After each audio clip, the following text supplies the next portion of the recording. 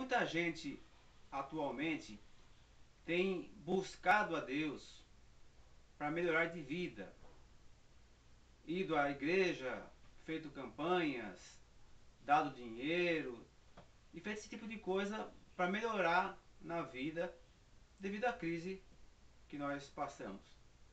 Que eu nem chamo de crise, é uma realidade. Porque crise é uma coisa passageira. A realidade agora é outra. E não sabe por quanto tempo. Mas a questão é a seguinte: nós não podemos buscar a Deus para melhorar de vida somente. Não há mal nenhum, não há nada de errado em buscar a Deus para melhorar a vida. Só que o apóstolo Paulo diz que se buscarmos a Deus apenas para as coisas dessa vida, para coisas materiais, nós somos considerados miseráveis. Nós não podemos buscar a Deus para melhorar de vida. Não podemos buscar a Deus como se ele fosse um amigo rico, alguém que você vai conseguir ajuda, mas de repente nem é seu amigo de verdade. Não podemos ser interesseiro, nem com as pessoas, nem com Deus. Temos que buscar a Deus não pelo que Ele pode nos dar, mas pelo que Ele é. Jamais busque a Deus para alcançar bênçãos. Veja o que você tem para oferecer para Deus, ao invés de pedir somente.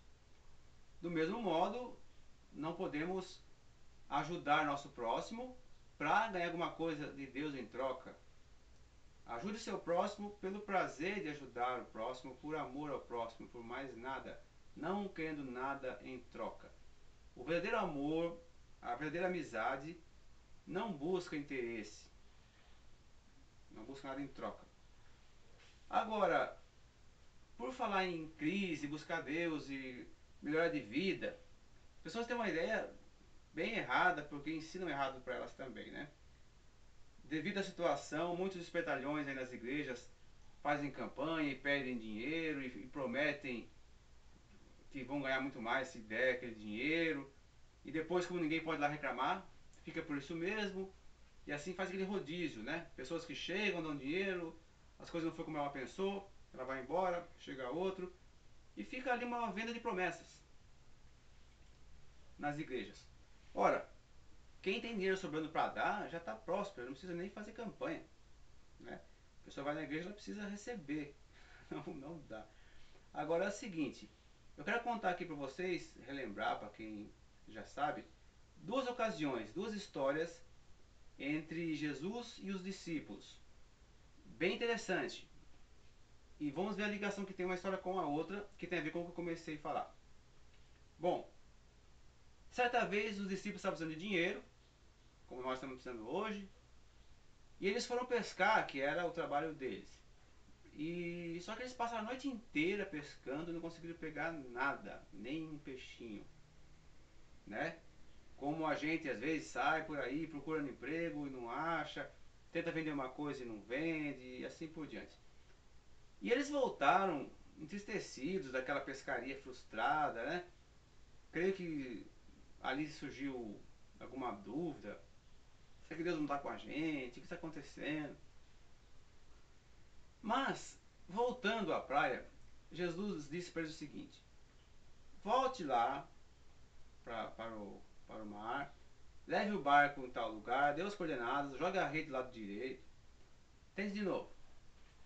E Pedro disse: olha, nós tentamos a noite inteira, não apanhamos nada, mas porque o Senhor está falando sobre a tua palavra, vamos lançar as redes de novo.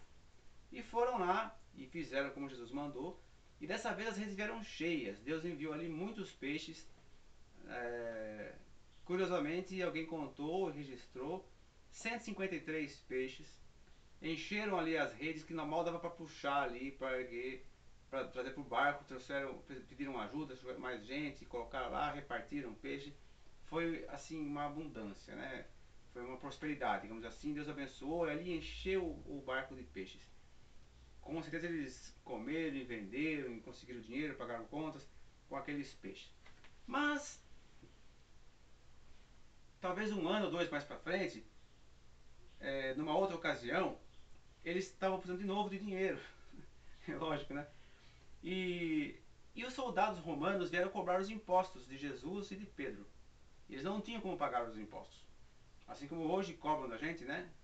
PTU, PVA, INSS, seguro obrigatório, licenciamento para quem tem carro e tantas outras coisas.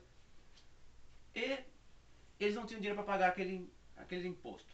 Aí Jesus disse para Pedro ir pescar de novo. Né? E eu creio que Pedro deve ter pensado assim, poxa, lá vem mais 153 peixes, né? Pensou talvez que fosse encher a rede de peixe de novo. E Pedro foi pescar, mas dessa vez não foi da mesma forma. Ele ficou lá pescando, tentando, demorou um pouco tal, e ele pegou um peixe só. Talvez tenha que ficar pensando assim, né? Poxa, aquela vez foi 153, agora um peixinho, né? Um peixe. Mas ele voltou, bom, pelo menos comer esse peixe. Mas quando ele abriu o peixe, havia uma moeda dentro do peixe. E naquela época a moeda tinha valor, não havia nota. Né? Era só moeda, a moeda tinha um grande valor. E com aquela moeda, Pedro chegou para Jesus para contar, olha, tem essa moeda do peixe aqui. E Jesus disse assim, agora você vai lá e paga o meu imposto e o seu. Então eu devo pagar o imposto dos dois com uma moeda.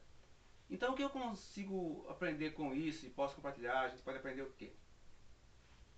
O importante é que na fartura, ou ali na escassez, ou na provisão, né? Porque a primeira ocasião foi uma prosperidade, uma abundância.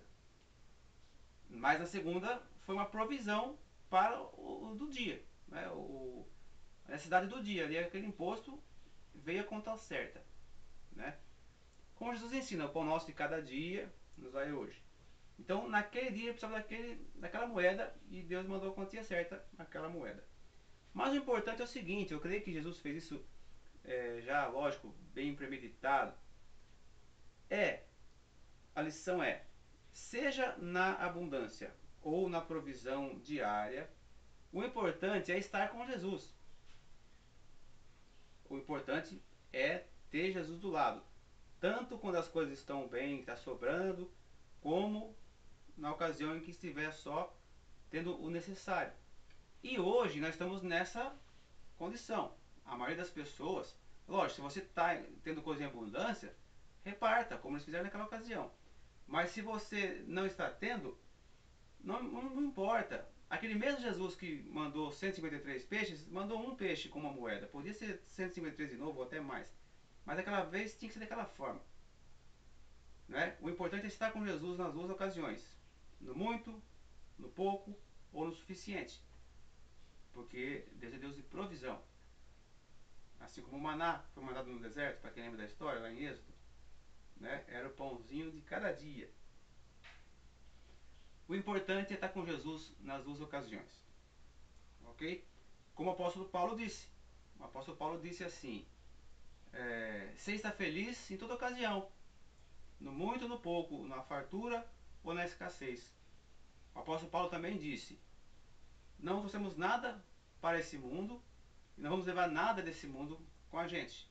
Tendo, portanto, o que comer e o que vestir, e sejamos contentes.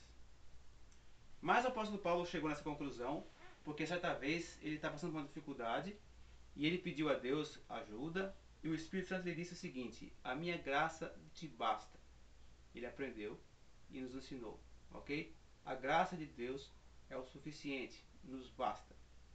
As demais coisas serão acrescentadas conforme Jesus prometeu, se buscarmos o seu reino em primeiro lugar.